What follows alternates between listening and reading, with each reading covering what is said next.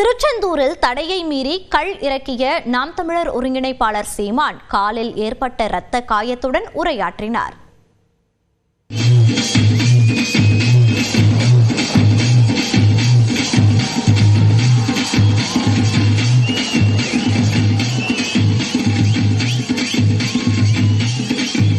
இந்தியாவில் எல்லா மாநிலங்களும் கல் இறக்க தடை இல்லாத போது என் நிலத்தில் மட்டும் ஏன் தடை?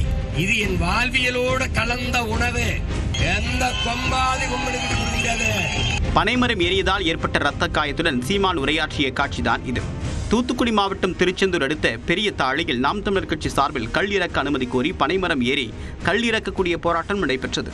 போராட்டத்தில் கலந்து கொண்ட தலைமை ஒருங்கிணைப்பாளர் சீமான் 22 அடி உயர பனைமரத்தில் அமைக்கப்பட்ட மரப்படிக்கட்டுகளில் ஏறி கல் இறக்கினார்.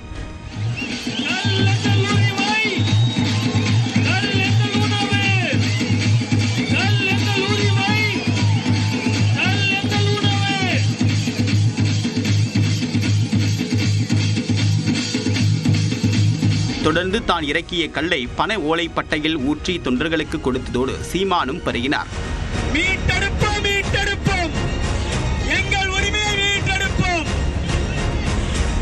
பனைமரத்தில் ஏறியதால் சீமானின் கால்களில் காயம் ஏற்பட்ட நிலையில் தொண்டர்கள் மத்தியில் உரையாற்றினார்.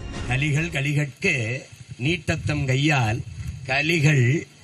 கலிகள் விதிர்த்திட்ட வெங்கல் துளி கலந்து ஓங்கு எழில் யானை மிதிப்ப சேராகுமேன்னு சங்க இலக்கியத்தில் பாட்டுருக்கு. அதுக்கு என்ன பொருள்?